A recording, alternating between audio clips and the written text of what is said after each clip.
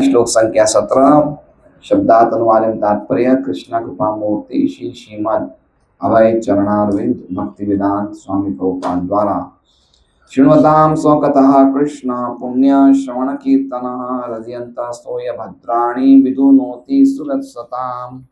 शृण्वतां जिन्होंने कथा सुनने की रुचि उत्पन्न कर ली है। स्वकथा श्री भगवान की वाणी कृष्ण श्री भगवान पुण्य पावन श्रवण सुनना कीर्तन कीर्तन करना हृदय अंतःस्थः हृदय के भीतर ही निश्चय ही अभद्राणी पदार्थ को भोगने की इच्छा विदुनोति स्वच्छ करता है विमल बनाता है सूरत हितेशी सताम सत्यनिष्ठ के। अनुवाद। प्रत्येक हृदय में परमात्मा स्वरूप स्थित तथा सत्यनिष्ठ भक्तों के हितकारी भगवान श्री कृष्ण उस भक्त के हृदय से भौतिक भोग की इच्छा को हटाते हैं जिसने उनकी कथाओं को सुनने में रुचि उत्पन्न कर ली है, क्योंकि ये कथाएं ठीक से सुनने तथा कहने पर अत्यंत पुण्यप्रद है। ओम अज्ञानतिमिरान्धस्य ज्ञानाञ्जनशलाकया चक्षुरुन्मीलितं येन तस्मै श्रीगुरुवे नमः। नाम श्रेष्ठं मनोमपि शचीपुत्रम् अत्र स्वरूपं रूपं तस्यार्कपूर्णपुरीं मातुरीं गोष्ठवाटिं राधाकुण्डं गिरिवरम् औ राधिका माधवाशां प्राप्तो यस्य प्रतितकृपया श्रीगुरुं तं नतोऽस्मि। वन्देऽहं श्रीगुरो श्रीयुतापदकमलं श्रीगुरुन् वैष्णवांश्च श्रीरूपं सहस्रजातं सहगणरघुनाथान्वितं तं सजीवं साद्वैतं सावधूतं परिजनसहितं कृष्णचैतन्यदेवं श्रीराधा कृष्णपादान् सहगणललिता श्रीविशाखान्वितांश्च गुरुवैष्णव भगवान् तिन्हें स्मरण हय विघ्नविनाशं अनायास होय निज वांछित पूरन। हरे कृष्णा कृष्णा कृष्णा हरे हरे हरे राम राम राम। सभी भक्तों का स्वागत है भागवतम क्लास में। तो आज का श्लोक बहुत ही अद्भुत श्लोक है और भागवतम का हर एक श्लोक अद्भुत है, लेकिन पर्टिकुलरली ये श्लोक हमारे लिए बहुत ही उपयुक्त है। तो पिछले श्लोक में हमने सुना था कि इससे पिछले श्लोक में हमने क्या सुना था कि जो व्यक्ति भगवान की स्मरण रूपी तलवार को साथ में रखता है उसके सभी कर्म बंधन नष्ट हो जाते हैं। तो कौन ऐसा व्यक्ति होगा जिसको भगवान की कथा में रुचि नहीं होगी? आप समझ रहे हैं? अगर हर एक व्यक्ति सदैव भगवान का स्मरण करें, भगवान के नामों का जप करें, हरे कृष्णा कृष्णा कृष्णा हरे हरे हरे राम राम राम हरे। तो स्मरण रूपी तलवार अगर हमारे पास हमेशा रहती है तो क्या होता है? कर्म ग्रंथि निबंधनम, हमारे जितने भी कर्मों के बंधन हैं जो हम अनेक जन्मों से लेके चले आ रहे हैं वो सब कट जाते हैं। तो फिर कौन ऐसा समझदार व्यक्ति होगा जिनको भगवान के नाम में रुचि नहीं होगी या भगवान की कथा में रुचि नहीं होगी? लेकिन हम देखते हैं कि सबको तो रुचि नहीं होती है। तो रुचि कैसे डेवलप की जाए वो हमने पिछले श्लोक में देखी थी। क्या श्लोक था? श्रू श्रद्धानस्य वासुदेव कथा रुचि स्यान मह सेवया विप्रा पुण्य तीर्थ निषेवना। कब होगी हमें रुचि? जब हम भगवान के महान भक्तों की सेवा करेंगे, जब हम भगवान के शुद्ध भक्तों से सुनेंगे, उनकी सेवा में लगेंगे, उनसे हम शरणागति लेंगे, उनसे दीक्षा लेंगे, उनकी शिक्षाओं को स्वीकार करेंगे, तब हमें भगवान की कथाओं में रुचि होगी। अब भगवान की कथाओं में जब हम सुनने से हमें जब रुचि होती है, जब हम कथा सुनना शुरू कर देते हैं, तो उसके उपरांत क्या होता है या कथा श्रवण का फल क्या होता है या कथा सुनने से भगवान कैसे हमारी मदद करते हैं वो आज के श्लोक में है। ठीक है, कथा हमने सुनना शुरू कर दी है, कथाओं में हमें रुचि आ रही है, लेकिन इससे हमें भगवान क्या मदद करते हैं, है ना, वो आज के श्लोक में बताया है। तो हम पढ़ते हैं आज का श्लोक। शृण्वतां स्वकथा कृष्ण पुण्य श्रवण कीर्तन। श्रृणवताम, श्रृणवताम मतलब जो सुनने में लगे हुए हैं। श्रृणवताम मतलब समझ रहे हैं, जो श्रवणकारी बन गए, मतलब जिनका जिनका जीवन का एक्टिविटी क्या होगी कि हमें रोज भगवान के बारे में सुनना है, इसे कहते हैं श्रवणवताम। एक बार नहीं, सुनने में लगे हुए हैं, मतलब रोज कुछ ना कुछ भगवान के कथा, भगवान की नाम, भागवत गीता, कुछ ना कुछ सुनने में लगे हुए हैं। तो जो ये श्रृणवताम जो हैं, जो सुनने में लगे, क्या सुनने में लगे हैं? स्वकथा, अपनी कथा। अपनी कथा मतलब कृष्ण की कथा। किनकी कथा सुनने में लगे हुए हैं? कृष्ण की कथा सुनने में लगे हुए हैं।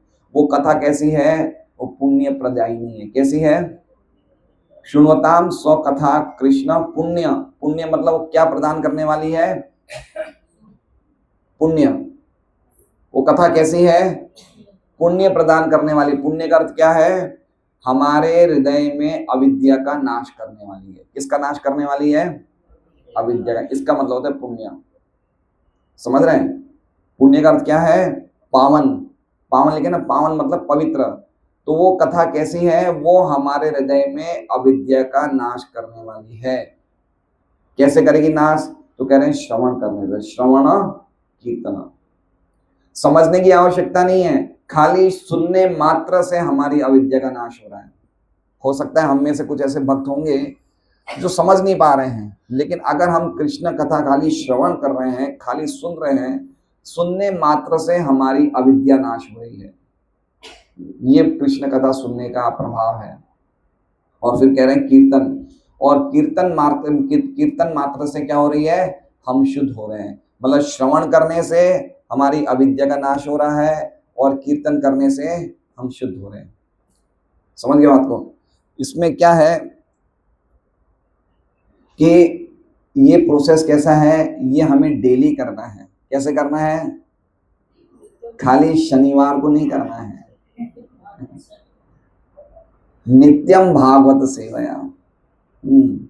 तो श्रृणवताम का अर्थ इसमें समझना चाहिए, जो सुनने में, प्रभुपाद लिखते हैं, जिन्होंने रुचि उत्पन्न कर ली है, या फिर जो क्या कहते हैं, नियमित रूप से रोज सुन रहे हैं। हो सकता है हम ऐसे क्लास में नहीं सुन रहे हो, तो कुछ प्रवचन सुन लें, कुछ कथा पढ़ लें, भागवत पढ़ लें, ग्रंथ पढ़ लें, गीता पढ़ लें, तो नियमित रूप से हमें करना चाहिए।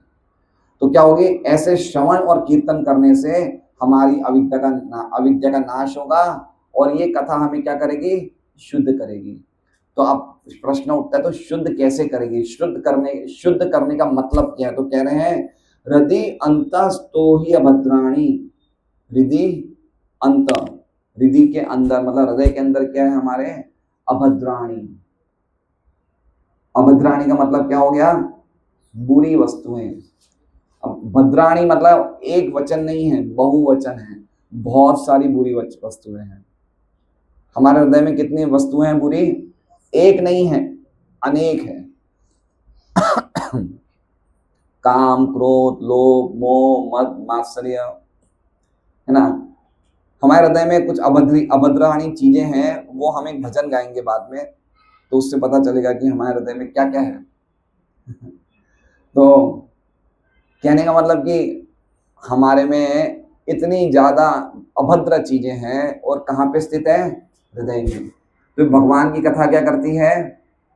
ये इनकी सफाई करती है, शुद्ध करती है। ये प्रभुपाद अनुवाद में क्या लिख रहे हैं, देखिए अर्थ क्या लिख रहे हैं। अभद्राणी का अर्थ क्या कह रहे हैं? पदार्थ को भोगने की इच्छा। ये अभद्र है, पदार्थ को भोगने की इच्छा। पदार्थ मतलब जड़ प्रकृति। तो कोई भी चीज हम देखते हैं, जैसे मान लीजिए हम अगर ट्रेन में जा रहे हैं, तो ट्रेन में हम क्या चाहेंगे कि मुझे एक अच्छी सीट मिलनी चाहिए। तो ट्रेन क्या है? पदार्थ है, जड़ चीज है। सीट क्या है? जड़ चीज है। तो हमें उसको भोगने की इच्छा रहती है कि भाई मुझे जो मिले सबसे अच्छी सीट मिले। तो इसे बोलते हैं पदार्थ को भोगने की इच्छा। चाहे कोई भी चीज हो, मेरा घर हो, कुछ भी हो, या मेरी स्त्री हो, धन हो, पैसा हो, संपत्ति हो, उसको मेरे में क्या है? इच्छा भोगने की। जैसे कोई व्यक्ति फॉरेन जाते हैं, क्यों जा रहे हैं? पदार्थ को भोगने के लिए जा रहे हैं। तो इसे क्या कहा गया? अभद्राणी। ये क्या है? अशुभ चीज है। पदार्थ को भगवान की सेवा में लगाने के बदले हम क्या कर रहे हैं? हम खुद ही भोक्ता बन रहे हैं। हम कृष्ण से कंपटीशन कर रहे हैं, कृष्ण से द्वेष कर रहे हैं, यही हमारे हृदय में बहुत बड़ा अभद्र है। तो भगवान की कथाएं क्या करती है, इन अभद्र को क्या करती है, शुद्ध करती है। कोई हेल्प करता है इसमें, और तो कह रहे हैं विदुनोति, स्वयं कृष्ण साफ करते हैं। कौन साफ करते हैं, कृष्ण साफ करते हैं। विदुनोति, विदुनोति मतलब सफाई कौन कर रहे हैं, कृष्ण सफाई कर रहे हैं। अगर कृष्ण सफाई करेंगे, अगर कृष्ण हमारे हृदय की सफाई करने का संकल्प ले लेंगे तो उन्हें कोई रोक सकता है क्या? कैसी सफाई करेंगे कृष्ण? एक तो हम सफाई करें और एक कृष्ण करें, तो क्या अंतर है ना? मान लीजिए कि अशोक जी एक बहुत बड़े इंजीनियर हैं, इन्होंने संकल्प ले लिया कि मैं सूरत के शहर में मेट्रो ये ब्रिज बनाऊंगा। अब इन्होंने संकल्प लिया और एक सरकार ने संकल्प लिया कि हमें पूरे सूरत में मेट्रो बनाना है, तो दोनों के संकल्प में किसका संकल्प पक्का होगा? सरकार का। उसे कौन रोकेगी भाई? आज देखिए जहां चाहे वो बीच में बैरिकेड लगा देते, यहाँ से नहीं जाना, कौन रोकेगा उन्हें? उन्होंने नक्की कर लिया कि मुझे मेट्रो बनानी है हमें सरकार को, तो वो बन के ही रहेगी। तो उसी प्रकार से कृष्णा ने सब संकल्प ले लिया है कि इस भक्त का हृदय साफ करना है तो करके ही रहेंगे। विदुनोति, विदुनोति मतलब कृष्ण साफ खुद करते हैं, खुद सफाई करते हैं। हम नहीं करते, कृष्ण करते हैं। हमें क्या करना है, हमें सुनना है। सफाई कौन करेंगे, कृष्ण करेंगे। क्यों करते हैं, तो कह रहे हैं सूरत सताम, भगवान कौन है, भगवान हितकारी भक्तों के शुभ चिंतक है। सूरत सताम वाला समझ रहे हैं, हितकारी, हितकारी है सूरत मतलब हितकारी, और सताम मतलब क्या कह रहे हैं प्रभुपाद अनुवाद में, देखिए क्या कह रहे हैं, सताम का अर्थ क्या बता रहे हैं, सत्यनिष्ठ भक्तों के शुभ चिंतक है। सत्यनिष्ठ मतलब समझ रहे हैं, एक को कहा जाता है, प्रभुपाद अंग्रेजी में बोलते हैं शो बॉटल डिवोटी। क्या बोलते हैं, show bottle devotee. Show bottle का मतलब क्या है, जैसे हम लोग वैसे स्कूल में जाते थे तो एक रूह अफ़ज़ा का शरबत चलता था, अभी भी चलता है तो रूह अफ़ज़ा का शरबत हमें बड़ा अच्छा लगता था, स्कूल से आए रूह अफ़ज़ा का शरबत मम्मी पिलाती थी। फिर जब वो बोतल खाली हो जाती थी तो उसमें पानी भर के हम मनी प्लांट की बेल लगा देते थे। तो बोतल क्या है, उस रूह अफ़ज़ा वाली है, शो बॉटल है, वो शो बॉटल है, थी किसकी, रूह अफ़ज़ा की। तो हम प्रभुपाद बोलते हैं कुछ भक्त कैसे होते हैं, शो बॉटल होते हैं। शो बॉटल मतलब बता रहे क्या है, वो भक्त हैं, चंदन वंदन लगा दिया, तेल लगा दिया, कंठी पहन ली, धोती कुर्ता पहन लिया, हाथ में माला है, बता रहे हैं क्या है, भक्त है, लेकिन अंदर कुछ भक्ति की भावना नहीं है। तो इसलिए प्रभुपाद देखिए अनुवाद में क्या लिख रहे हैं, सत्यनिष्ठ भक्त। भगवान किनके हृदय के साफ करेंगे, सत्यनिष्ठ भक्तों के हृदय साफ करेंगे। उन भक्तों के हृदय साफ नहीं करेंगे जो भक्ति का दिखावा कर रहे हैं। बहुत ही इंपॉर्टेंट बात है, एक एक शब्द प्रभुपाद लिख रहे हैं, तोल तोल के लिख रहे हैं। सत्यनिष्ठ मतलब समझ गए ना, जैसे मान लीजिए किसी व्यक्ति ने निर्जला का एकादशी का व्रत किया है। निर्जला मतलब क्या हो गया, बिना जल पिए। लेकिन भक्ति सिद्धांत सरस्वती महाराज क्या कहते हैं कि ऐसे भक्त भी क्या करते हैं, शावर के नीचे नहाएंगे तो थोड़ा जल का आस्वादन मुंह में कर लेंगे। ठीक है, हम तो जल नहीं पी रहे, लेकिन शावर के नीचे नहाने में वो कहीं ना कहीं जल का मुंह में स्पर्श कर लेते हैं। तो उसी प्रकार से सत्यनिष्ठ भक्त जो वास्तव में गंभीर है कि हमें इस जगत से निकलना है, हमें भगवान का शुद्ध प्रेम प्राप्त करना है, और इसी गंभीरता से भक्ति में लगे हुए हैं, भगवान उनके हृदय साफ करते हैं, सबके हृदय साफ नहीं करते। आज देखिए कितनी कथाएं हमारे जगत में, देश में चल रही, कितनी कथाएं चल रही है, लेकिन हर एक कथा में होता क्या है, क्या होता है, भगवान की कथा तो चल रही है लेकिन कोई नियम ही नहीं है, कोई नियम नहीं है। लेकिन हमारे आचार्य क्या बोलते हैं, सुबह उठो, 4 बजे उठो, मंगल आरती करो, 16 माला करो, ग्रंथ पढ़ो, है ना, नशा मत करो, जुआ मत खेलो, प्यार लहसुन मत खाओ। ये कोई नियम बताने चाहिए ना। जब तक हम नियम नहीं बताएंगे, खाली पॉजिटिव कृष्ण कथा बोलेंगे, सुनेंगे, लेकिन साथ में कुछ नियम नहीं होंगे, तो हमारा जीवन कैसा होगा, कोई काम का नहीं है ना जीवन। इसलिए कहने का मतलब है कि भगवान की कथा सुनने का मतलब है कि एक तरफ कथा सुनते रहना चाहिए और दूसरी तरफ नियमों का पालन करते रहना चाहिए, तब वो व्यक्ति सत्यनिष्ठ भक्त बनता है, अन्यथा सत्यनिष्ठ भक्त नहीं बनता है। ठीक है, अब हम बाल प्रबोधिनी टीका एक बहुत सुंदर टीका है, वो पढ़ेंगे। उसमें क्या बताया है इस श्लोक के बारे में कि कथा श्रवण के फल को कह रहे हैं। इस श्लोक में क्या कह रहे हैं? कथा श्रवण के फल को कह रहे हैं। अभद्र का अर्थ बता रहे हैं, काम क्रोध आदि वासना। अभद्र का अर्थ क्या है? काम क्रोध आदि वासना है जो भगवान कृष्ण स्वयं दूर कर देते हैं। जब भगवान संकल्प ले लेते हैं दूर करने का तो उनको कोई रोक नहीं सकता। अब दूसरी बात बता रहे हैं कि पुण्य श्रवण कीर्तन का अर्थ क्या है। मान लीजिए कि हमारे पूर्व पाप तो सब कट गए भगवान की कथा सुनने से, लेकिन जो निरंतर हम पाप कर रहे हैं उसका क्या होगा, है ना। हम भगवान की कथा सुन रहे हैं, हमारे पूर्व जन्मों के सभी पाप खत्म हो गए, लेकिन जो हम आने वाले जीवन में और वर्तमान में जो पाप कर रहे हैं वो कथा काट सकती है क्या? तो इसलिए कह रहे हैं कथा के आगे क्या लिखा है? पुण्य। समझ रहे हैं? श्रवण कीर्तन कथा हो गई, उसके पहले क्या लिखा हुआ है? पुण्य। पुण्य मतलब जो व्यक्ति खाली कथा सुनता रहेगा तो उसके पाप करने की कोई शक्यता ही नहीं है। वो कथा सुनना ही इतना बड़ा पुण्य है कि वो पाप कर ही नहीं सकता। इसलिए उस व्यक्ति के पाप पूर्व जन्म के भी कट जाते हैं और आगे नए पाप बन ही नहीं सकते अगर वो श्रवण कीर्तन में लगा हुआ है। इसका बता रहे हैं पुण्य श्रवण कीर्तनम।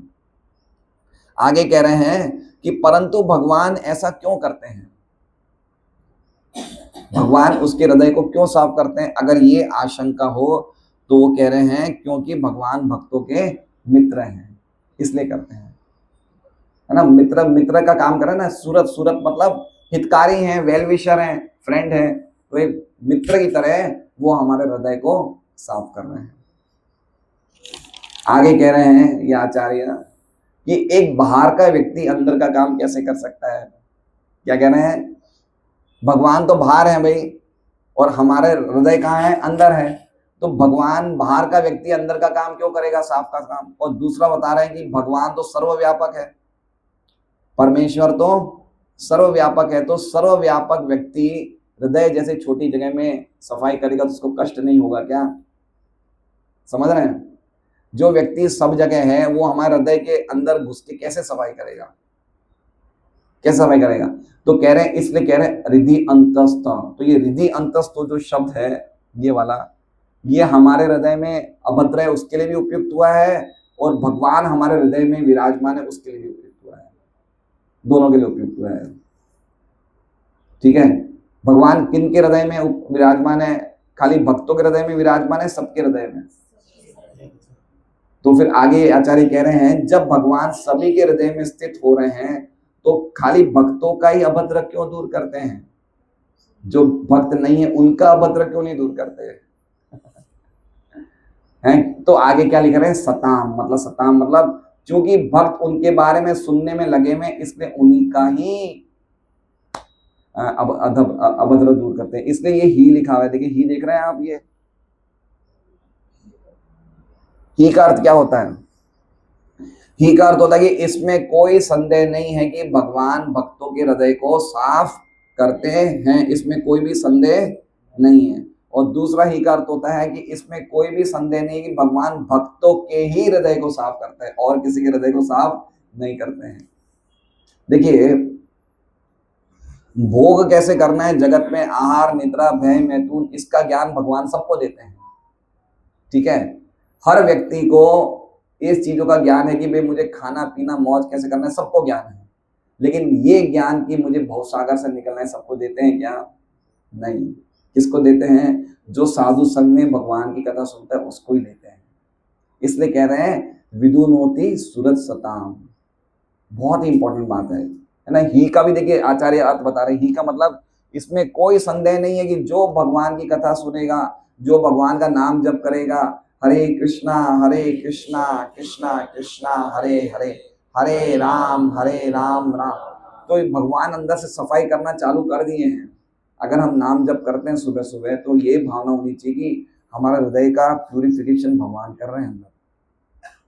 इस गंभीरता से जप करना चाहिए हमें, इतनी गंभीरता होनी चाहिए हमारे में, तो हमारे हृदय का अंदर के कचरा साफ होगा।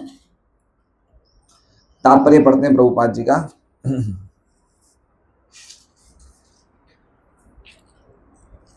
भगवान श्री कृष्ण की कथाएं उनसे अभिन्न है। अतः जब भी अपराध रहित होकर भगवान के बारे में श्रवण तथा उनका गुणगान किया जाता है तो ये समझना चाहिए कि वहां पर भगवान श्री कृष्ण दिव्य शब्द के रूप में उपस्थित है, जो साक्षात भगवान के समान ही शक्तिमान है। सबसे पहले समझना चाहिए सत्यनिष्ठ भक्त का अर्थ क्या है।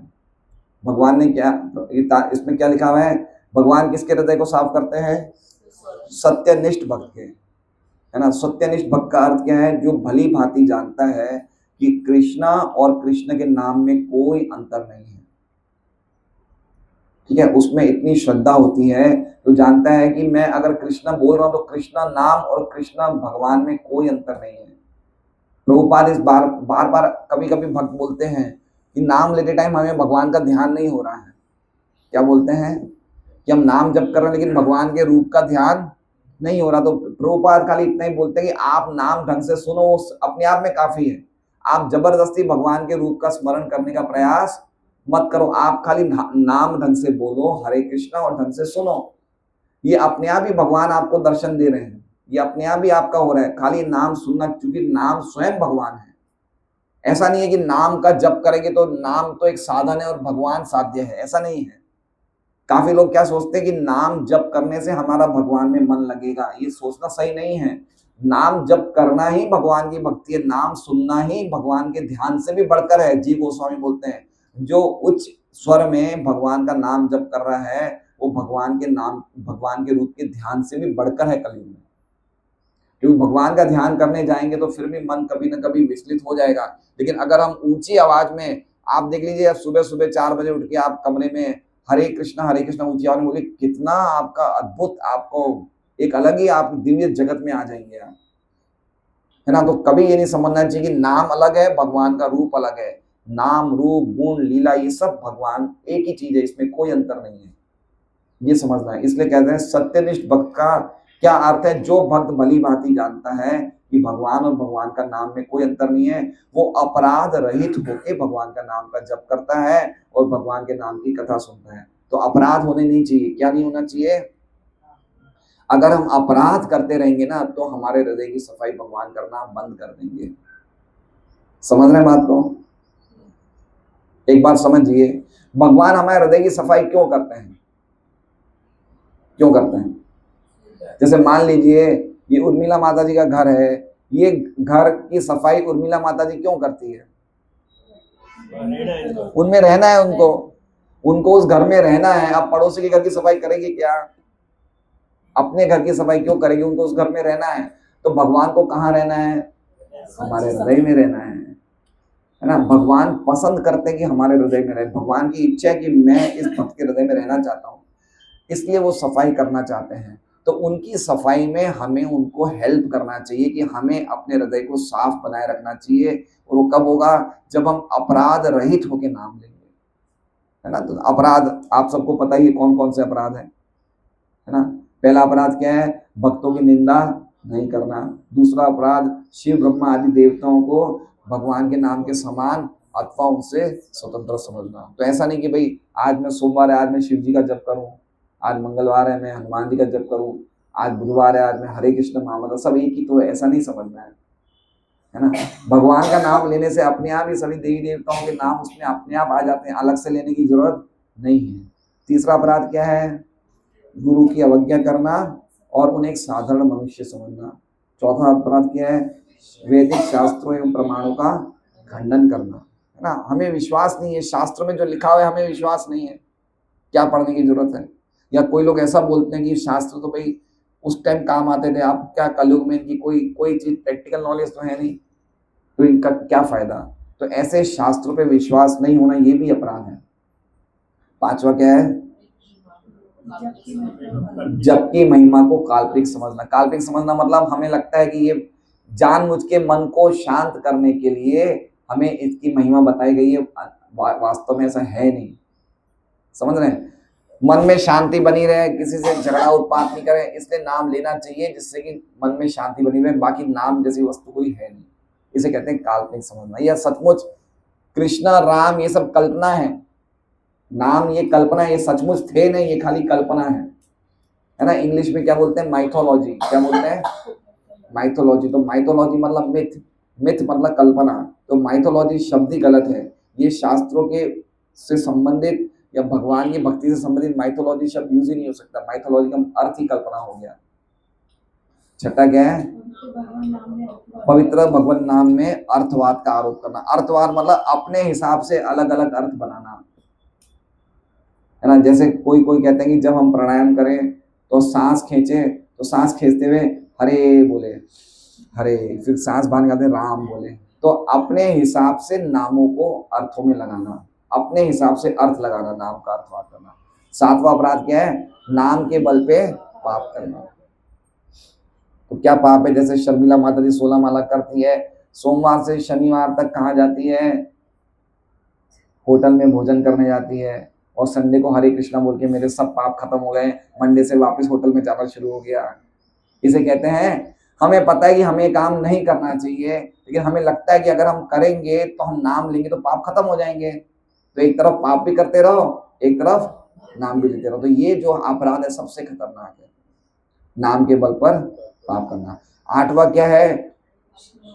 हरे कृष्ण महामंत्र की जप को दूसरे कर्म कांड के समान समझना। जैसे मान लीजिए आप गंगोर का व्रत कर रहे हैं, चौथ का व्रत कर रहे हैं, या आप अमरनाथ की यात्रा पे जा रहे हैं, या आप कुंभ का स्नान कर रहे हैं, आप सबको किसके समान समझ रहे हैं? हरे कृष्ण मंत्र। ये हरे कृष्ण मंत्र की बराबर ये सब चीजें नहीं कर सकती, ये कोई भी चीज नहीं कर सकती है।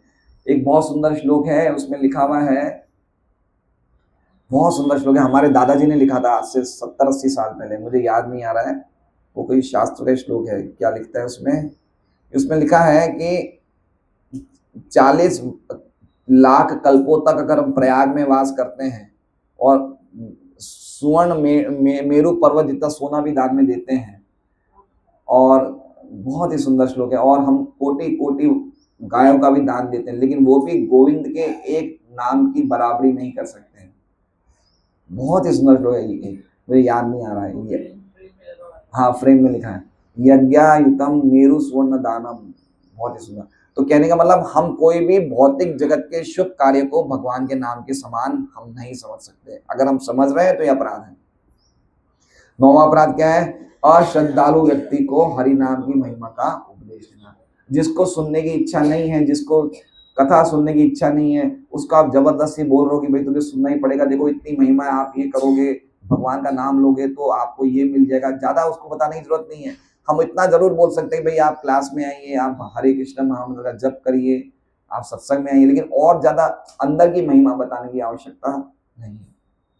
और 10वां क्या है? भगवान के नाम की महिमा श्रवण करने में भी भौतिक विषय आसक्ति बनाए रखना, अटैचमेंट बनाए रखना, धन से, परिवार से, शरीर से।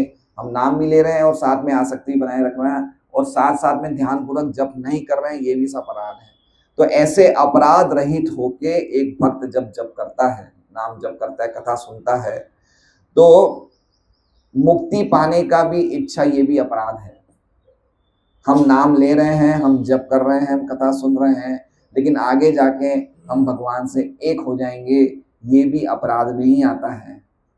या फिर हम भगवान की भक्ति कर रहे हैं कुछ प्राप्त करने के लिए, ये भी अपराध में ही आता है।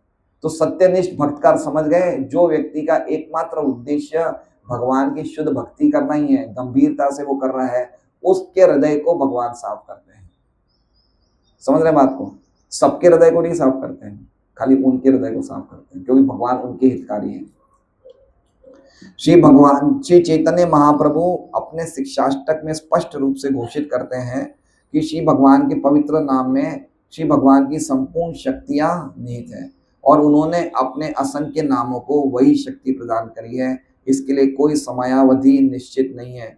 कोई भी व्यक्ति अपनी सुविधा के अनुसार ध्यान पूर्वक तथा आदर पूर्वक पवित्र नाम का जप कर सकता है। श्री भगवान हम पर इतने दयालु हैं कि वे हमारे समक्ष दिव्य शब्द के रूप में साक्षात उपस्थित हो सकते हैं, किंतु दुर्भाग्यवश हम में श्री भगवान के नाम और उनकी लीलाओं को सुनने तथा उनका महिमा गान करने के प्रति कोई रुचि नहीं है। हम पूर्व में ही पवित्र शब्द के श्रवण तथा कीर्तन के प्रति रुचि उत्पन्न करने के विषय में बता चुके हैं। इसे श्री भगवान के शुद्ध भक्त की सेवा करके प्राप्त किया जा सकता है। तो बता रहे हैं ये नाम नाम अकारी बहुधा निज सर्व शक्ति, भगवान के नाम में भगवान की सभी शक्तियां हैं और इनके जप करने में भी कोई नियम नहीं है, सुबह दोपहर शाम कभी भी कर सकते हैं। लेकिन एक ही कंडीशन है, किंतु अनुदिनम खलु सेव दुष्टा, हमें बड़े आदर से करना चाहिए। एक ही कंडीशन है, अगर हम चाहते हैं कि भगवान के नामों में हमारी रुचि हो तो क्या करना चाहिए, कहीं भी बैठ जाए, चाहे सोफा पे बैठे, चाहे कुर्सी पे बैठे, चाहे टहलते हुए करें, लेकिन हरे कृष्णा कृष्णा कृष्णा हरे हरे, हरे राम राम राम। अब वो करते टाइम व्हाट्सएप चेक करना, पेपर पढ़ना या किसी से बात करना या टीवी देखना या कोई खरीदारी करना, वो नहीं होना चाहिए, है ना। आदर देना चाहिए, आदर सम्मान, क्योंकि नाम कौन है, ये स्वयं भगवान है, स्वयं भगवान है। अब जब हम नाम से नाम कर रहे हैं, इसका मतलब हम भगवान से बात कर रहे हैं। और अगर हम नाम को ढंग से नहीं सुने या नाम लेते टाइम किसी और से बात करें, तो नाम प्रभु के प्रति अपमान होगा नहीं होगा। मान लीजिए कि अगर ज्योति भाभी के घर पे अमित शाह आ जाए और अमित शाह को सोफा में बैठा के आराम से बात कर रही है सुंदर आंटी से, कैसी हो रही, तो अमित शाह को अपराध लगेगा नहीं लगेगा, या इंसल्ट होगी नहीं होगी, अरे भाई मैं घर में आया हूं और ये अपनी बात कर रहे हैं।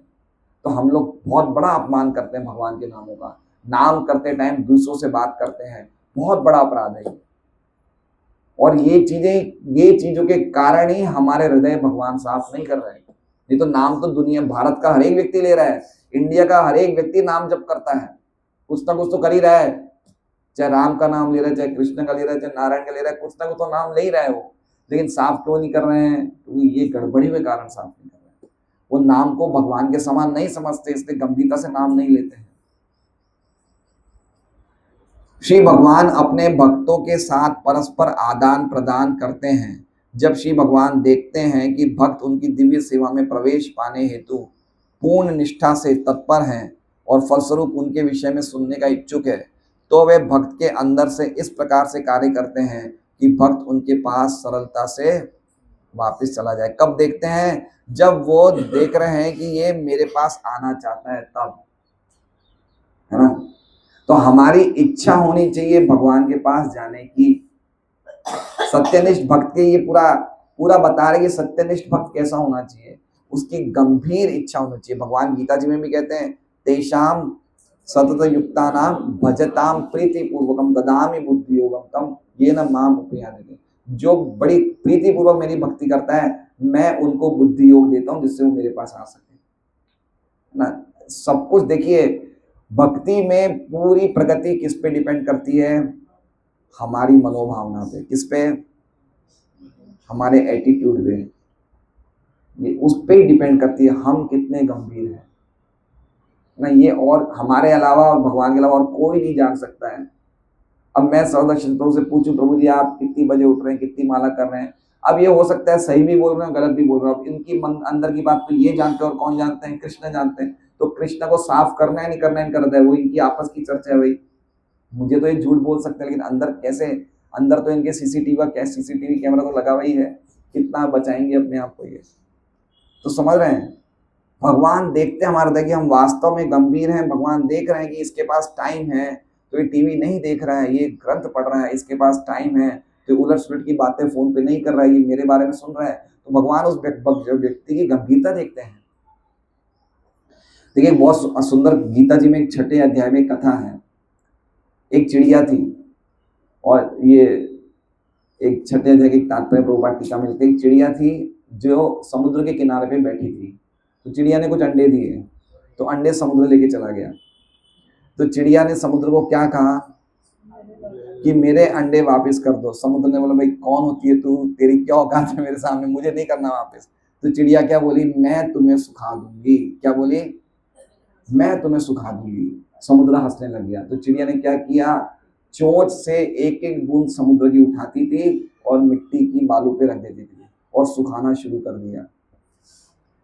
तो क्या हुआ, गरुड़ जी ने देखा कि चिड़िया की क्या दृढ़ता है, चिड़िया कितनी दृढ़ शक्ति वाली है कि ये अपने अंडों के लिए मुझे सुखा रही है।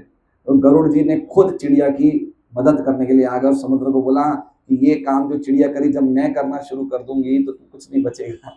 तो समुद्र ने क्या दे दिए, अंडे वापस दे दिए। आप समझ रहे हैं हमारी दृढ़ता कितनी है। चाहे हम चाहे कितने ही हो, लेकिन भक्ति में हमारी दृढ़ता क्या है। इसलिए 3 चीजें आवश्यक है, उत्साहात, निश्चयात, धैर्यात। उत्साह, निश्चय और धैर्य, ये तीनों भक्ति में हमें बहुत तेजी से बढ़ाने वाले हैं।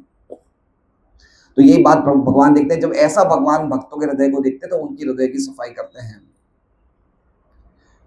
कोई तब तक श्री भगवान के धाम में प्रविष्ट नहीं हो सकता जब तक कि वो समस्त प्रकार के पापों से मुक्त ना हो जाए। भौतिक पाप हमारे द्वारा भौतिक प्रकृति पर प्रभुत्व प्राप्त करने की इच्छाओं के फलस्वरूप उत्पन्न होते हैं। ऐसी इच्छाओं से पिंड छुड़ा पाना बहुत कठिन है। ये किस पे बोल रहे हैं? अभद्राणी। किस पे बोल रहे हैं? जन्म जन्मांतर से हमारा अटैचमेंट बहुत जबरदस्त है। हमारी भौतिक कामनाएं क्या है?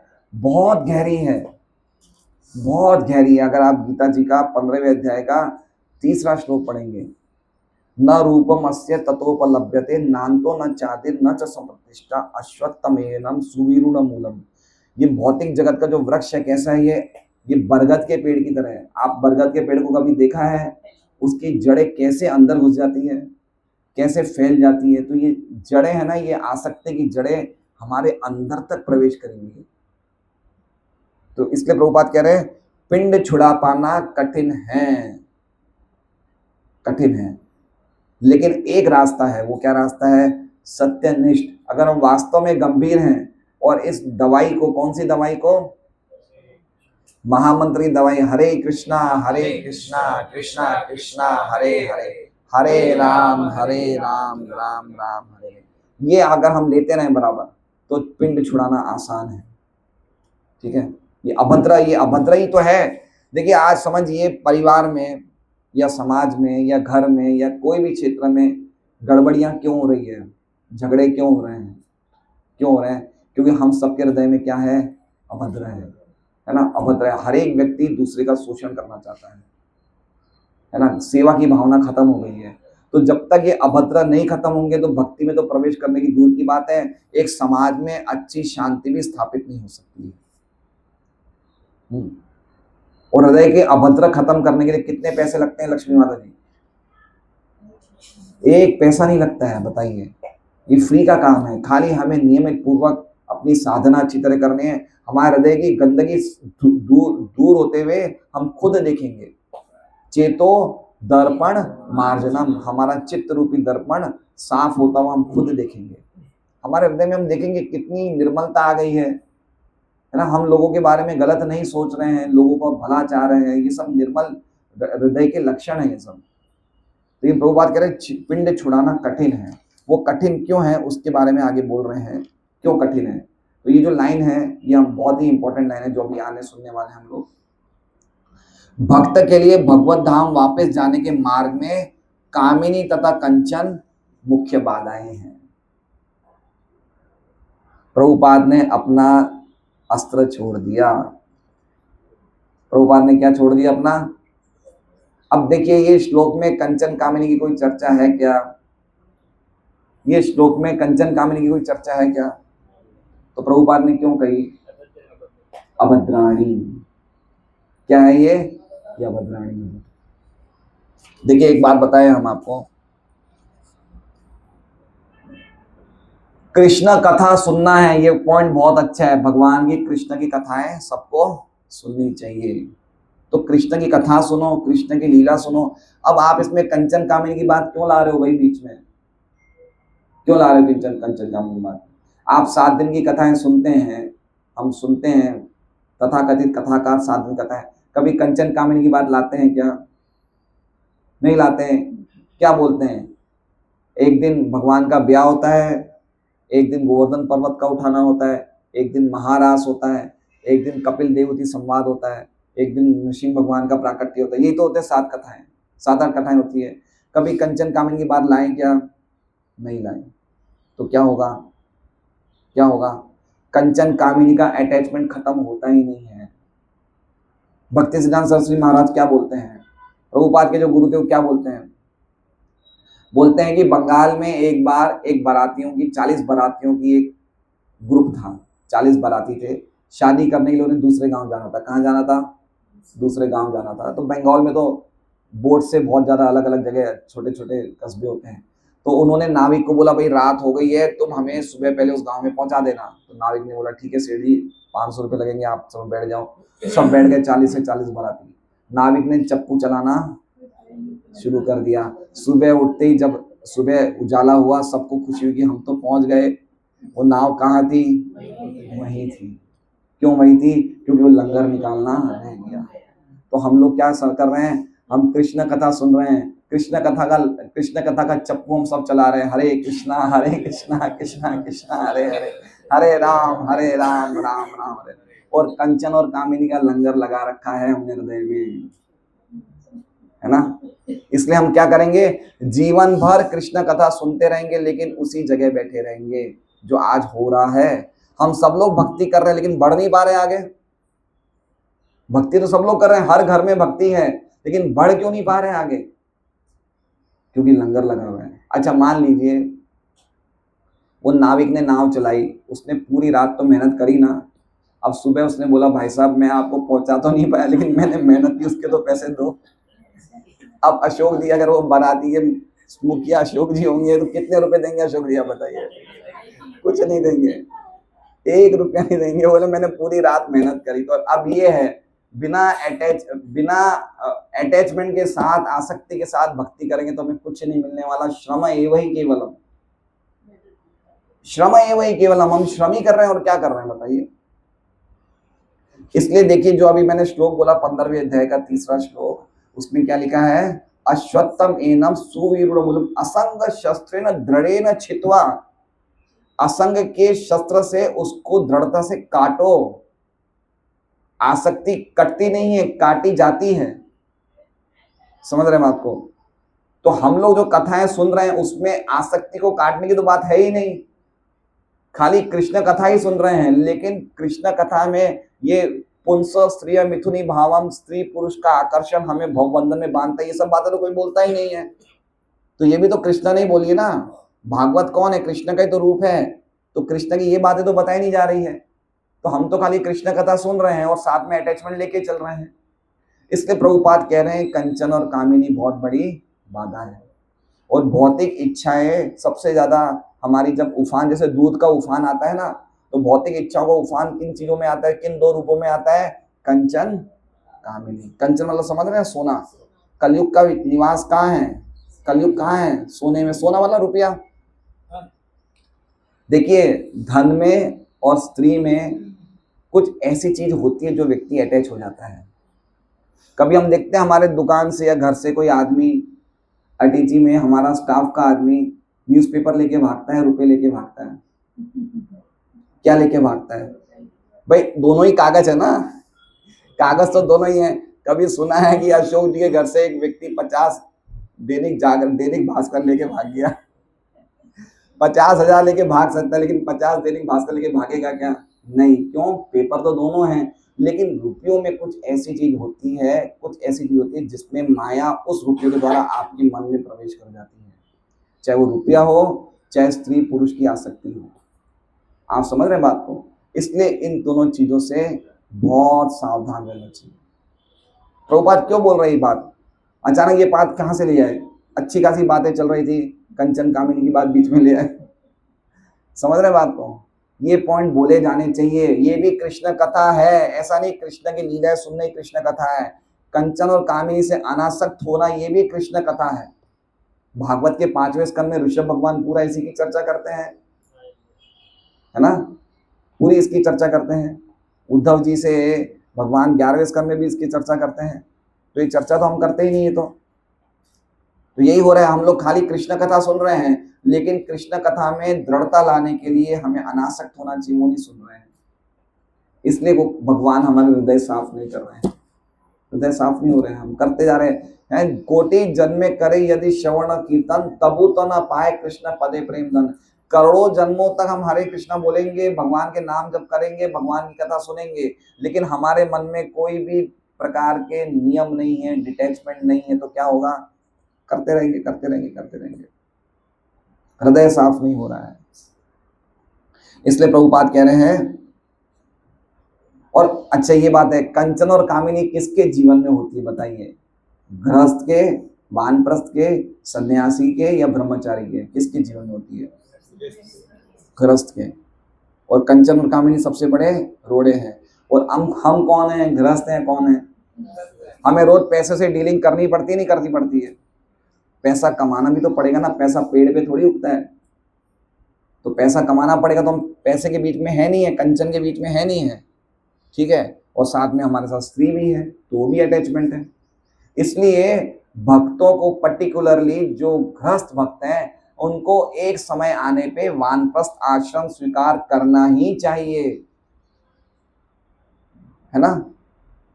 प्रभुपाद क्या कहते हैं? गृहस्थों के लिए भगवान के धाम जाना 75% इम्पॉसिबल है। कितना परसेंट? क्यों? क्योंकि ऑलरेडी वो कंचन कामिनी के बीच में ही है। लेकिन जो 12 महाजन हैं दुनिया के, उसमें 7 तो गृहस्थ हैं। कितने गृहस्थ हैं? 7। मतलब अगर हम पति पत्नी घर में रहते हुए, पति पत्नी की सेवा कर रही है भगवान की भक्ति के लिए, और पति पत्नी को सहयोग दे रहा है भगवान की भक्ति के लिए, जिसके गृहस्थ के जीवन के केंद्र में भगवान कृष्ण है, जो अपना धन, जो अपना परिवार भगवान की सेवा में लगा रहा है, वो बचा हुआ है। बाकी बचने की संभावना नहीं है। इसलिए सिस्टम ये है कि गृहस्थ आश्रम के बाद हर पति पत्नी को वानप्रस्थ आश्रम स्वीकार करना चाहिए। वानप्रस्थ आश्रम मतलब उन दोनों को, पति पत्नी को, अपने बच्चों की शादी हो जाए, उसके बाद पूरी तरह से भगवान की सेवा में लग जाना चाहिए, स्वेच्छा से, जबरदस्ती नहीं। किससे? स्वेच्छा से। नहीं कर सकते हैं? क्यों नहीं कर सकते? कर सकते हैं। हमने पैसा भी कमा लिया, बच्चों की शादी भी कर ली, घर भी बना लिया, अब और क्या बचा है? अब भगवान की सेवा में लगो कुछ समय। वही तो वानप्रस्थ आश्रम है ना, वही तो हमारा डिटैचमेंट है। लेकिन पूरे समय हम घर में रहेंगे चिपके हुए, और धन कंचन कामिनी के बीच में रहेंगे, तो भगवान का हृदय का साफ करना बहुत मुश्किल हो जाएगा। और यही हो रहा है। इसलिए धीरे धीरे हमारे से भगवान की भक्ति छूट रही है, क्योंकि इतने सालों से हम देख रहे हैं, हमें कुछ फायदा तो हो ही नहीं रहा है। आज हमारी मम्मी के मुंह से निकल गया, हम आ रहे थे, तो इनका नियम है हर साल 15 दिन गंगा जी जाते हैं ऋषिकेश। तो बोले कि बिल्लू के पापा 60 साल से गंगा जी में स्नान करूं, मन तो साफ हो ही नहीं रहा है ना। तो हमें किसी और से सर्टिफिकेट की जरूरत नहीं, हम खुद इस चीज को अंदर हृदय में अनुभूति करते हैं कि मैं एक चीज को कर रहा हूं इतने टाइम से, मैं इतने टाइम से भक्ति कर रहा हूं, तो मेरा हृदय साफ क्यों नहीं हो रहा है? तो कोई चीजें ऐसी होनी चाहिए जो मुझे करनी चाहिए, और कोई चीजें ऐसी होनी चाहिए जो नहीं करनी चाहिए, वो मैं फॉलो नहीं कर रहा हूं। तो ये बात बहुत जरूरी है, ये बहुत इंपॉर्टेंट है। नहीं तो हमारा ये स्थिति होगी, हम लंगर लगाए हुए घूम रहे हैं और हरे कृष्ण का चप्पू चला रहे हैं। बहुत इंपॉर्टेंट बात है ये। तो कह रहे हैं भक्त के लिए भगवत धाम वापस जाने के मार्ग में कामिनी तथा कंचन मुख्य बाधाएं हैं। देखिए चैतन्य महाप्रभु की बहुत सुंदर कथा है चैतन्य चरितमृत में। चैतन्य महाप्रभु बताते हैं कि कितना सावधान रहना चाहिए स्त्रियों की आसक्ति से, है ना। तो उनके एक शिष्य थे जिनका नाम था छोटा हरिदास, है ना। उनके बहुत सुंदर कीर्तन करते थे वो। तो एक दिन छोटा हरिदास, चैतन्य महाप्रभु प्रसाद लेने आने वाले, तो छोटा हरिदास पड़ोस के घर में जाता है चावल मांगने। क्या मांगने? अच्छी क्वालिटी के बासमती चावल मांगने। आज हमारे घर पे कौन आने वाले हैं? महाप्रभु आने वाले हैं जीवने के लिए। आप अच्छी क्वालिटी के हमें बासमती चावल दे दो। तो मांगने गए, तो एक स्त्री को उन्होंने देख लिया। किनको? एक कोई नहीं, माधवी देवी नहीं थी, माधवी देवी तो वृद्ध थी।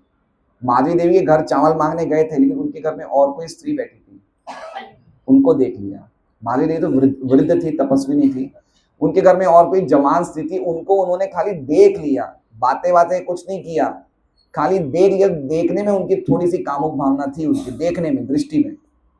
जितने में वो चावल लेके आ गए, चैतन्य महाप्रभु ने चावल खाए, बड़े अच्छे लगे, बोले बड़े स्वादिष्ट चावल है। वो घर किसका था? भगवान आचार्य, जिन्होंने चैतन्य महाप्रभु को आमंत्रित किया था कि आज, महाप्रभु सन्यासी थे, तो अलग अलग गृहस्थ भक्त, ये भी गृहस्थों का धर्म होता है कि सन्यासी को घर पे बुला के जिमाना चाहिए, शुद्ध भक्तों को घर पे बुला के जिमाना चाहिए, उनसे हमारी आसक्ति खत्म होती है। तो भगवान आचार्य, भगवान के बड़े इनके भक्त थे महाप्रभु के, तो बुलाए। और भगवान आचार्य ने हरिदास को बोला था जा पड़ोस से चावल ले आओ। हरिदास चावल लेके आ गए, महाप्रभु ने चावल खाए, बोले बड़े टेस्टी है। कहाँ से लाए भगवान आचार्य? बोले पड़ोस से लेके आए हम माधवी देवी के घर से। बोले कौन लेने गया था? बोले छोटा हरिदास लेने गया था। खाने के बाद अपने घर पहुंचते हैं और गोविंद उनके सेवक को बोलते हैं, गोविंद को, गोविंद आज से छोटा हरिदास मेरे पास नहीं आना चाहिए, छोटा हरिदास आए तो मेरे दरवाजे बंद कर देना। अब छोटा हरिदास गया मिलने के लिए। अब उनको तो पता ही नहीं ये सब बात, अंदर की बात क्या है तो कोई नहीं जानता है। छोटा हरिदास गया महाप्रभु के पास। गोविंद ने कहा आपको महाप्रभु नहीं मिल पाएंगे। छोटा हरिदास समझ गया, वो समझ गया कि ये तो भगवान है, स्वयं समझ गया कि मैंने उसको खाली कामुक दृष्टि से देखा था, इस चक्कर में महाप्रभु में से नहीं मिलना चाहते। तो छोटा हरिदास ने बात सब दूसरे भक्तों को कही। तो दूसरे भक्तों ने कहा अरे यार छोटी सी बात है, इतने में महाप्रभु इतना क्यों नाराज हो गए? तो महाप्रभु के पास सब लोग ने निवेदन करने गए छोटा हरिदास के लिए। बोले महाप्रभु आप क्यों नाराज हो रहे हैं? वो गलती हो गई, उससे आगे वो गलती नहीं करेगा, छोड़ दीजिए। बोले नहीं, कोई स्त्री को ऐसे देखता है मैं उसे सहन नहीं करूंगा। तो महाप्रभु ने उन्होंने मना कर दिया। यहाँ पे छोटा हरिदास ने व्रत करना शुरू कर दिया। बोले मैं भी अपनी जान दे दूंगा, मैंने इतनी सी गलती में महाप्रभु मुझे देखना नहीं चाहते। तो सब भक्तों ने समझाया कि महाप्रभु 3-4 दिन में ठंडे हो जाएंगे, तुम खाना शुरू कर दो। 1 साल तक महाप्रभु उससे बात नहीं करते। किससे? छोटा हरिदास से, खाली इतनी बात पे। छोटा हरिदास देखते हैं कि मेरा तो जीवन व्यर्थ है, तो 1 साल के बाद चुपचाप जगन्नाथपुरी से जाते हैं, प्रयाग के संगम में अपना अंदर डुबकी देके आत्महत्या कर लेते हैं। जब महाप्रभु को पता चला कि छोटा हरिदास ने आत्महत्या कर ली तो महाप्रभु खुश हुए। बोले यही इसने जो कर्म किया इसका यही फल है। देख रहे हैं भगवान की लीला थी। वो फिर बाद में गंधर्व बन के हरे कृष्ण कीर्तन सुनाते थे महाप्रभु को छोटा हरिदास। लेकिन कह रहे हैं कि अपने प्रिय भक्त की दृष्टांत के द्वारा वो हमें बताना चाहते हैं कि कंचन और कामिनी की कितनी आसक्ति कितनी खतरनाक है। एक बहुत सुंदर श्लोक है, निष्किंचनस्य भगवत भजनोन्मुखस्य पारम परम जिगमिशोर भवसागरस्य संदर्शनम विषयनाम अथ योषिताम च हा हंत हंत विष भक्षण तोप्य साधो। कि अगर हम स्त्रियों का आसक्ति रखते हैं, धन से आसक्ति रखते हैं, तो ये जहर खाने से भी ज्यादा खतरनाक है। किससे खाने से? जहर खाने से। ये श्लोक महाप्रभु बहुत बार बोलते हैं चैतन्य चैतन्य। तो ये बात प्रभुपाद यहाँ बोलना चाहते हैं। भक्ति पथ के अनेक दिग्गज इन प्रलोभनों के शिकार हो चुके हैं। कौन शिकार हो चुके हैं? दिग्गज। किन प्रलोभनों के? कंचन और कामिनी। हम लोग दिग्गज हैं क्या? हम कौन हैं? हम सब नौसिखिए हैं, लेकिन दिग्गज भी इनके शिकार हो चुके हैं और इस प्रकार से मुक्ति पथ से पीछे हट चुके हैं। किंतु जब श्री स्वयं भगवान मनुष्य की सहायता करते हैं तो भगवत कृपा से संपूर्ण प्रक्रिया सुगम। अब बताना क्या चाहते हैं कि है बहुत मुश्किल, लेकिन अगर हम वास्तव में सत्यनिष्ठ भक्त हैं तो जब भगवान हमारी सहायता करेंगे तो ये बात बिल्कुल सुगम बन जाएगा। पॉइंट ये बोलना चाहते हैं, है पॉइंट बहुत मुश्किल। हम देख रहे हैं कितने हमारे भक्त हैं जो बिल्कुल कम उम्र में 16 माला करते हैं अच्छी तरह नियमित पूर्वक, उनको कितनी विरक्ति हो जाती है ना।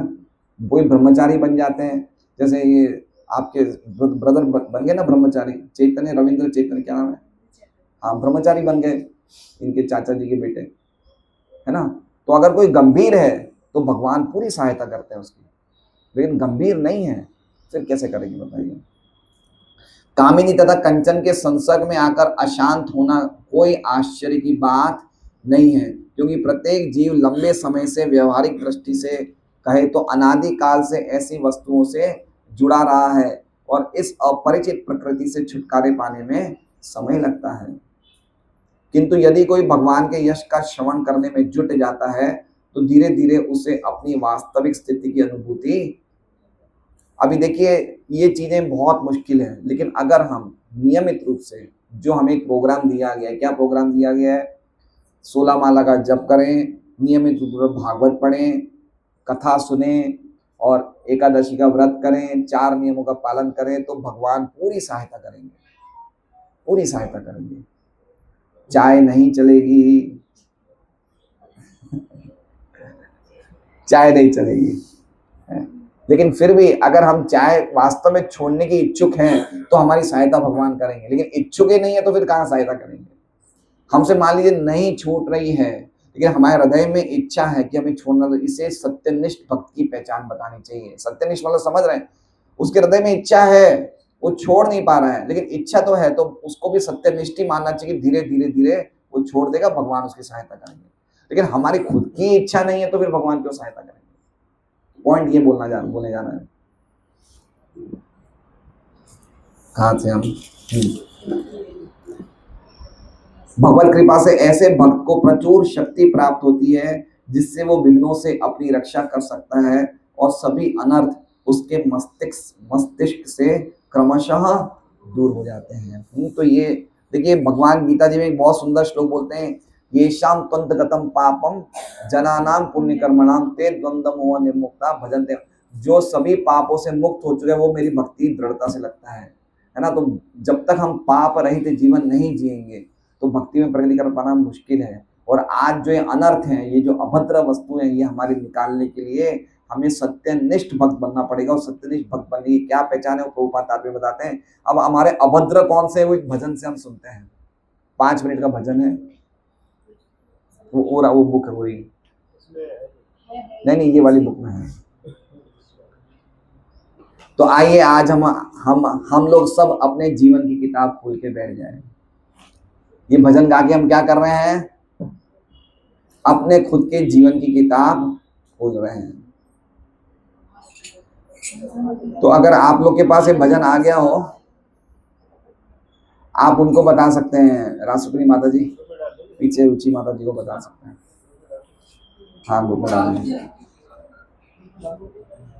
आमार जीवन सदा पापे रत, नाही का पुण्य रले।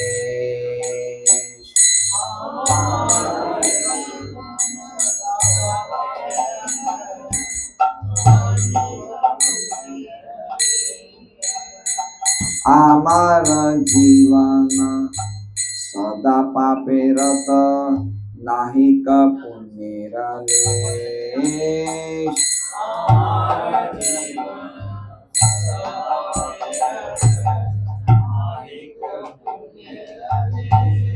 पारेर उद्वेग दियाची एकता, दियाची जीवेर क्लेश।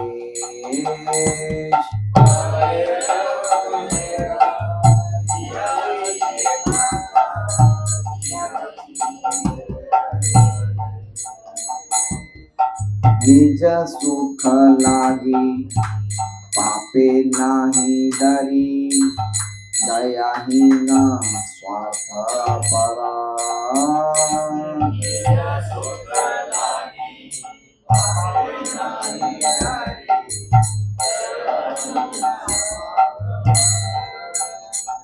पर सुखे दुखी सदा मिथ्या भाषी, पर दुख सुख तारा।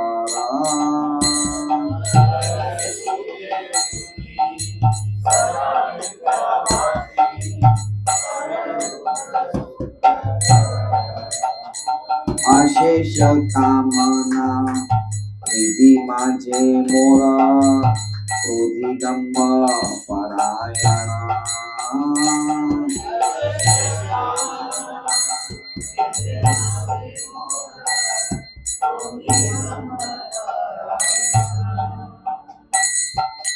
मद मत सदा विषये मोहित, हिंसा गर्व विभूषण।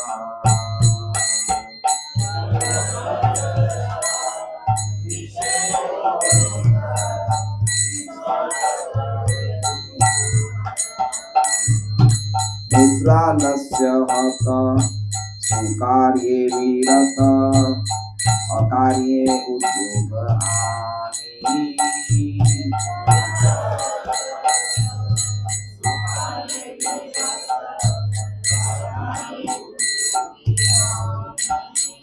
प्रतिष्ठा लागिया शाक्य आचरण, लोभ हता सदा ठानी।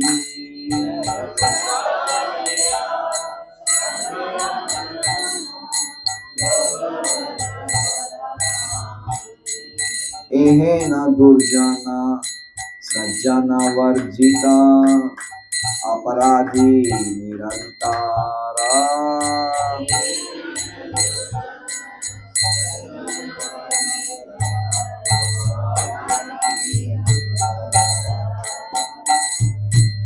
शुभ कार्ये शून्य सदनर्थ मना नाना दुखे जर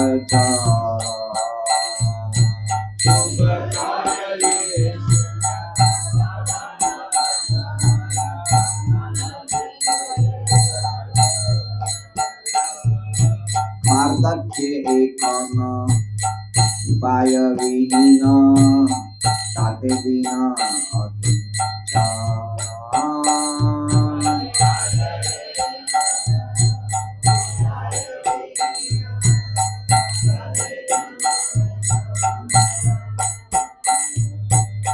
भक्ति विनोद प्रभुरा चरणे करे दुख निवेदन।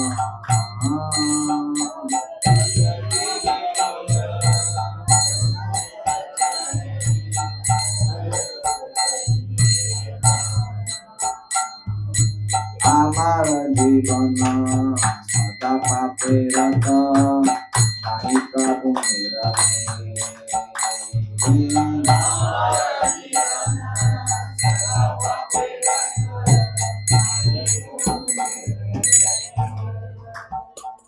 श्लोक का भजन का अनुवाद हम पढ़ते हैं। ये भक्ति विनोद ठाकुर ने भजन लिखा था और यद्यपि वो तो महाभागवत है, लेकिन वो एक सामान्य व्यक्ति को प्रतिनिधित्व करते हुए भजन लिख रहे हैं कि सामान्य व्यक्ति कैसा होता है उसका प्रतिनिधित्व कर रहे हैं वो। तो क्या कह रहे हैं? मेरा जीवन सदा पापपूर्ण कार्यों में व्यतीत हुआ, अतः मुझ में पुण्य लेश मात्र भी नहीं है। मैंने दूसरों को अत्यधिक क्लेश दिया है। वस्तुतः मुझे लगता है कि मैंने समस्त जीवों को कष्ट पहुंचाया है। मुझे अपनी प्रसन्नता के लिए पापपूर्ण कार्य को करते हुए भी डर नहीं लगता, क्योंकि मैं निर्दयी एवं स्वार्थी हूँ। मैं दूसरों की प्रसन्नता को देखकर अप्रसन्न हो जाता हूँ। मैं सदैव झूठ बोलता हूँ तथा दूसरों को कष्ट में देखकर मुझे प्रसन्नता होती है। मेरे हृदय में अनंत भौतिक इच्छाएं हैं। मैं क्रोध से भरा हुआ तथा मिथ्या अहंकार से फूला हुआ हूँ।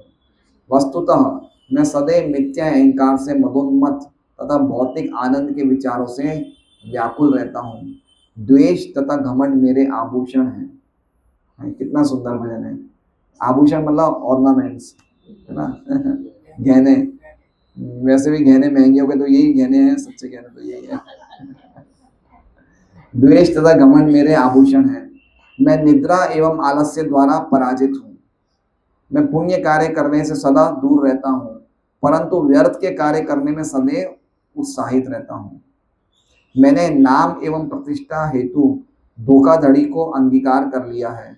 मैं सदा लालच के वश में रहता हूँ तथा कामेच्छाओं से भरा हुआ हूँ। मैं इतना पापी व्यक्ति हूँ कि साधु पुरुषों ने भी मेरा त्याग कर दिया है। मैं निरंतर अपराधों में रत हूँ। मैं समस्त पुण्य कर्मों से हीन हूँ तथा मेरा मन सदा अवांछित वस्तुओं में भटकता रहता है। इसी कारणवश मैं विभिन्न दुखों द्वारा ग्रस्त हूँ। अब मैं वृद्ध हूँ तथा मेरे पास अन्य कोई उपाय नहीं है। इसके अलावा मैं निर्धन हूँ, मेरे पास कोई धन संपत्ति नहीं है, इसलिए अब मैं भगवान के पास आ रहा हूँ। पता लिखा भजन का मतलब समझे आप? अब मेरे पास कुछ बचा नहीं है ना, इसलिए देखिए आगे लिख रहे हैं। श्रील भक्ति विनोद ठाकुर कहते हैं कि मैं अब भगवान श्री कृष्ण के चरण कमलों में अपना दुख निवेदन कर रहा हूँ। बहुत सुंदर भजन है ये, प्रभुपाद बहुत गाते थे भजन को। हरे कृष्णा। तो आज का प्रसाद जैन सुख जी प्रभु जी की तरफ से है, तो हम उनके लिए एक बार महामंत्र का उच्चारण करेंगे।